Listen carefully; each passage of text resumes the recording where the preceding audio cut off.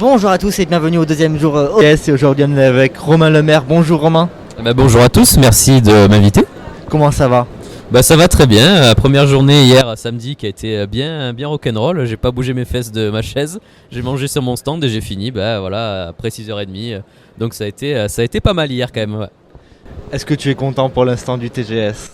Oui, très content, mais de toute façon c'est pas la première année que je le fais et je sais que le TGS c'est une valeur sûre, donc voilà, chaque fois que je viens, je sais que les gens sont hyper chaleureux et ça se passe très bien. Est-ce que tu peux te présenter d'abord pour les auditeurs qui ne peuvent pas te connaître? Oui, bien sûr. Moi, je m'appelle Romain Lemaire. Avant de faire Everdark, qui est ma BD, format manga chez Pika, j'ai bossé 8 ans sur Dreamland, qui est chez le même éditeur. C'est la série de Renaud Lemaire, mon cousin, et j'étais assistant dessus. Pendant 8 ans, je faisais les trames, les décors. Et en 2014, j'ai signé mon contrat pour Everdark. Après, pendant plusieurs années, j'ai fait du frigo pour que les 3 premiers tomes sortent vite en 2019. Tome 1 est sorti juillet 2019. Et depuis, je continue. Et là, je travaille sur le tome 6 d'Everdark, qui sortira l'année prochaine. Et comment est devenue la passion pour le dessin du coup? Comment est venue la passion? Depuis tout petit, moi je dessine vraiment, je pense qu'à partir de 6-7 ans déjà, je commençais à faire des gribouillages. Et c'est vrai que c'est une passion qui m'a jamais lâché à l'école, au lycée. Surtout au collège, j'avais bien accroché aux cours d'art plastique qu'il y avait, même si c'était très sommaire, moi ça m'intéressait. Et après, lycée, j'ai eu 2 options, il y avait option lourde et légère. Donc du coup ça me faisait au moins 4 ou 6 heures d'art plastique par semaine quand même je crois. Donc c'était vraiment pas mal. Et j'avais eu la chance de tomber sur un bon prof qui s'appelle Patrick Perrotte, je me souviens encore de son nom. Petit coucou, dédicace à lui, qui était vraiment un prof super sympa et qui m'a ouvert les horizons sur c'est un prof très pédagogue et ça l'a pas rebuté quand il voyait que je dessinais avec un petit peu un style d'animation Jap et tout, vu que j'ai su de l'école Club Dorothée et que je recopiais ce que je voyais quand j'étais petit. Non, lui il a été très bienveillant et aussi m'a intéressé à autre chose et tout. Donc très bon prof. Et après j'ai fait 4 ans à la fac de Paul Valéry à Montpellier, 2 ans d'art plastique et 2 ans d'anglais. D'abord 2 ans d'anglais et après 2 ans d'art plastique, donc rien à voir. Mais du coup c'est une passion qui m'a suivi jusqu'à mon cursus à la fac. Et quand je suis sorti de la fac après 4 années, j'en avais assez, j'avais envie de travailler en fait dans le domaine de l'art. Donc je me suis dit qu'est-ce que je fais? Une école de dessin, donc école de dessin il y avait quoi? Émile Coll, les Beaux-Arts, il y en a d'autres, mais après c'est un certain coût. Ouais. Donc je dis il va falloir avoir de la trésor pour payer l'école, même si je pense que ma mère m'aurait aidé, mais je me suis dit école, et qu'est-ce qu'on fait? De la BD, l'illustration, avec quoi on a la meilleure affinité? C'est pendant que je me posais ces questions que Renaud m'a proposé est-ce que tu veux devenir assistant sur Dreamland? Et j'ai dit ok, je vais t'aider déjà, c'est la famille. Il me l'a proposé et après tout s'est enchaîné comme je viens de le raconter précédemment quoi. Est-ce que tu pensais déjà en faire ton métier en étant petit quand tu gribouillais déjà sur tes feuilles? Alors oui, parce que quand j'étais je sais plus si c'était au collège ou au lycée, j'étais allé voir une conseillère d'orientation. C'est le bal habituel, on va voir sa conseillère d'orientation et voir un petit peu notre profil, voir un petit peu qu'est-ce qu'on pourra devenir comme citoyen futur. Et là en fait moi je l'avais avec ma vision d'enfant, je dis mais moi c'est le dessin, je veux travailler dans ça. Et direct en fait ça a été pas un non catégorique, mais il dit quand même c'est un métier ultra précaire, il vaudrait mieux que tu choisisses autre chose. Et en fait quand on est jeune on est quand même moi j'étais jeune, j'étais con, j'avais des œillères, mais justement c'est cette j'ai pas compris en fait avec mon prisme d'enfant, j'ai pas compris pourquoi elle me disait non en fait. Et j'ai dit tu me dis non, alors je vais y aller 2-3 fois plus quoi. Ouais. Et en fait non, je me suis, parce que moi avec mes regards d'enfant j'ai dit qu'est-ce qu'elle me dit, il y a des BD, je les achète, j'achète des BD et tout, c'est un métier même pour moi dans ma tête. Je voyais que le domaine de l'image, du livre et tout, du dessin, il y a des gens qui ont leur métier, pourquoi pas moi en fait. Et le fait que j'étais tombé sur je pense qu'elle était pas très pédagogue, moi ça m'a plus motivé, ça a commencé à me galvaniser plutôt, tu vois. Voilà. Et est-ce que t'as pas eu peur, parce que c'est quand même un métier assez réservé et une carrière assez difficile à rentrer dedans, est-ce que t'as pas eu peur? Et tes parents comment l'ont pris aussi? Parce qu'on sait que parfois les parents peuvent avoir très peur pour leur enfant, pour leur Exactement, avenir. c'est humain d'avoir peur. Après moi je dois bien avouer que je touche du bois, ma mère m'a toujours fait confiance, j'ai pas évolué dans une sphère où mes parents m'ont de suite mis des stops quoi. Surtout ma mère, parce que j'ai vécu, mes parents sont divorcés, donc j'ai vécu avec ma mère et elle m'a toujours fait confiance. Et elle m'a soutenu, donc non, moi je me suis fait confiance aussi. Et honnêtement, je me suis dit, je teste, ça passe ou ça casse, mais au moins je suis dans une optique où même l'échec, même dans l'échec, on apprend en fait. En France, on a malheureusement la culture où l'échec, oh mon Dieu, En Amérique, au contraire, il y a plein de mecs, ils ont échoué plein de fois avant de réussir et justement, faut pas avoir peur de ça. Après, il faut quand même le vivre après et le gérer, c'est différent. Mais moi, je me suis dit, on teste. Même si j'échoue, je pense qu'il y aura des enseignements à en tirer. Je sais que la BD, je savais dans quoi je mettais les pieds. Le monde de la BD, surtout faire format manga, c'était ultra précaire. Les contrats et tout, c'était assez compliqué, mais je savais dans quoi je mettais les pieds. Donc il faut bien se dire, est-ce que tu es prêt à faire ces sacrifices-là? Et la liste était quand même conséquente. Ouais. Et je me suis dit, on teste. Ouais. On teste. Et même, j'ai continué en serrant les dents. Ça passe. Et aujourd'hui, la série, on m'a prolongé mon contrat. Je suis sur le tome 6, donc ça a l'air de plutôt bien se passer. On peut pas tout avoir. Moi, ma série, c'est mon bébé. Donc c'est ça qui me drive pour l'instant. Le jour où j'en aurai marre, peut-être un jour, j'honorerai mon contrat avec le lecteur et je finirai ce que j'ai à finir. Mais pour l'instant, c'est ça qui me drive et je suis à 100% sur Everdark et les lecteurs me le rendent très bien, quoi. De toute façon, comme on dit, qui ne tente rien n'a rien. Hein. Exactement. Pas avoir peur, faut se lancer. Faut le temps qu'on met à réfléchir. Oui, est-ce que machin. Non. C'est comme Maître Yoda le disait, fais-le ou ne le fais pas, il n'y a pas d'essai, quoi. Ça, c'est vraiment une maxime que j'adore, quoi, quand je regardais Star Wars quand j'étais petit. Oui. Et du coup, est-ce que tu peux dire à nos éditeurs aussi qu'est-ce que tu dessines, qu'est-ce que tu fais comme dessin à peu près C'est-à-dire au niveau du style? Oui, au niveau du style. Everdark, je pense que si un lecteur feuillette un tome d'Everdark sans voir le nom, savoir que c'est français, il va feuilleter, il va se dire le style se rapproche quand même d'un style de l'animation Jap. Enfin, j'ai ma patte qui tire vers mes influences Jap parce que j'ai grandi avec le Club Dorothée et clairement ça m'a influencé graphiquement.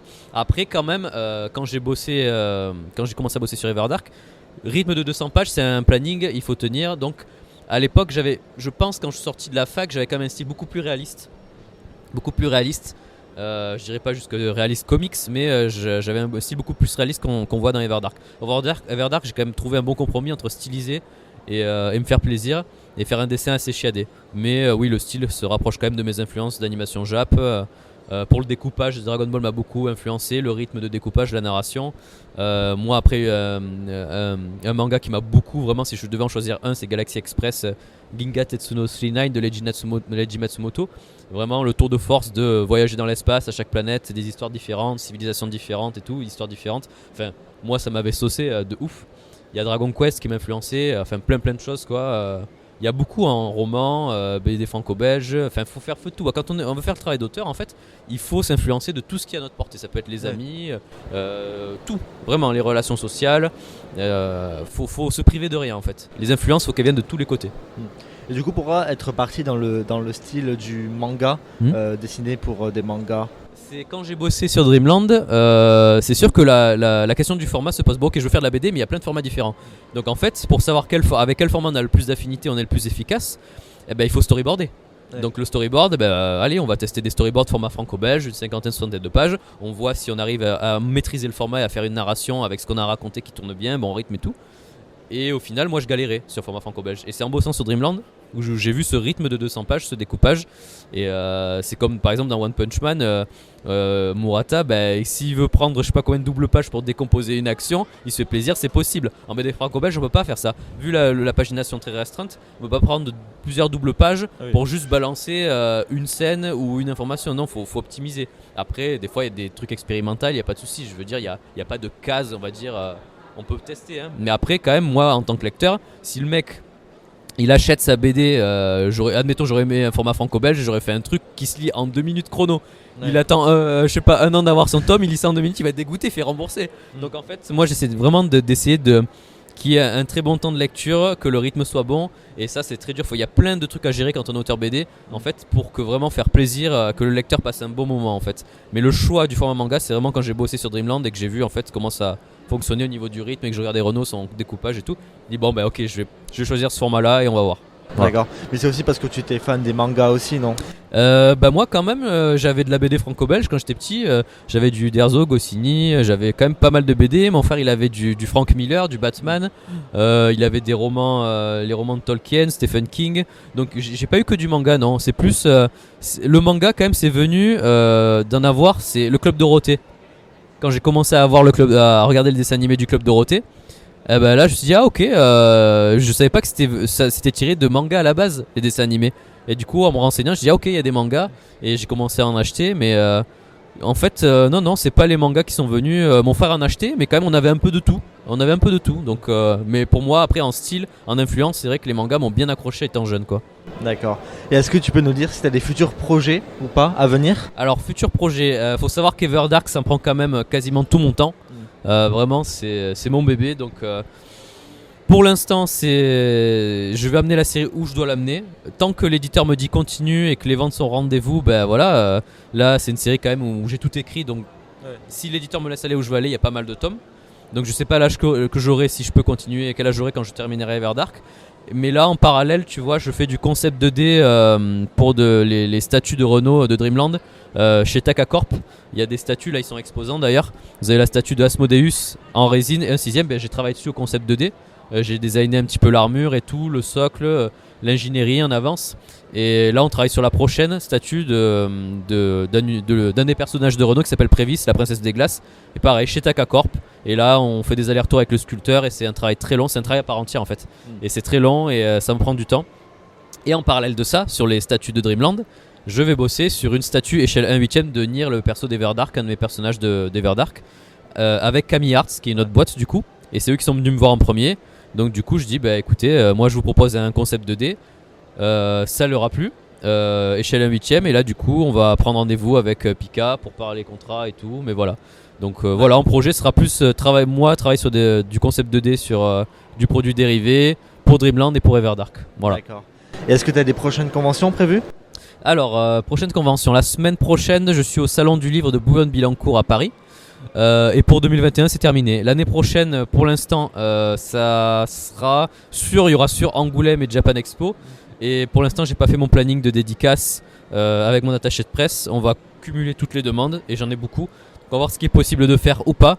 Malheureusement avec les nouvelles normes sanitaires qui sont arrivées et potentiellement ce qui peut évoluer avec le Covid, ça peut potentiellement voilà, tout s'annuler. Enfin bref, on verra comment ça se goupille en espérant de rester positif et que tout aille pour le mieux. Mais pour l'instant, voilà, je peux juste vous donner les dates pour fin 2021. Il m'en reste plus qu'une, c'est Paris la semaine prochaine.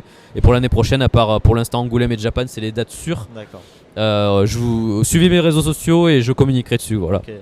Et pour finir, un dernier mot pour nos auditeurs. Qu'est-ce que tu pourrais leur dire s'ils veulent se lancer dans le dessin, mais qu'ils ont peur des critiques de leur dessin, etc. Est-ce que tu as un dernier mot pour leur dire, pour leur donner une force, pour leur... je sais qu'après, chaque profil est différent, mais vraiment, n'ayez pas peur en fait. La BD, en fait, au début, faut savoir comment vous concevez votre art, entre guillemets. Soit vous dessinez pour vous faire plaisir, bon ben là du coup c'est pour vous, c'est perso, donc ça vous plaît à vous. Mais si vous êtes amené à ce que ce soit lu par des gens, ben c'est normal que les gens vous donnent votre avis en fait. Si vous voulez en faire ce métier, ben oui, il faut accepter les critiques. Parce que une fois que c'est ce que je souhaite aux gens qui veulent se lancer dans ça, si un jour vous décrochez un contrat d'édition, vous avez la chance et que un éditeur vous fait confiance, que ce soit avec un éditeur ou une auto-édition, enfin bref, il y a plus plein de moyens maintenant de faire découvrir des œuvres. N'ayez pas peur, faites-vous confiance, c'est sûr que jamais votre tome sera parfait comme vous l'imaginez. Jamais un tome ne sera représentatif de votre meilleur niveau. Mais selon le format que vous choisissez, il faut avancer. Et n'ayez pas peur des critiques parce que il y a des critiques qui sont constructives. Donc écoutez et n'ayez pas un ego démesuré. Le pire ennemi que vous pouvez rencontrer dans ce métier-là, c'est votre ego. Il faut avoir un ego maîtrisé. Il faut toujours en avoir un, mais maîtrisé. Et toujours écouter. Et quand les critiques sont bonnes, ben elles sont bonnes. C'est tout.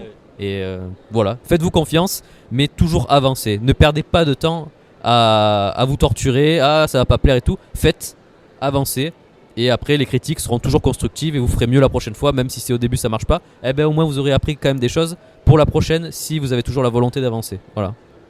Ben, merci beaucoup Romain d'être venu. Ben, merci à vous, c'était cool, c'était sympa. Un très bon TGS pour cette dernière journée encore. Bah ouais, je décolle à 5h30, donc voilà, s'il y en a qui sont dans le festoche, n'hésitez pas à passer me voir. Hier j'ai eu pas mal de monde, on verra comment ça se passe aujourd'hui, mais n'hésitez pas en tout cas, voilà. Merci à tous. Merci beaucoup Romain. Merci.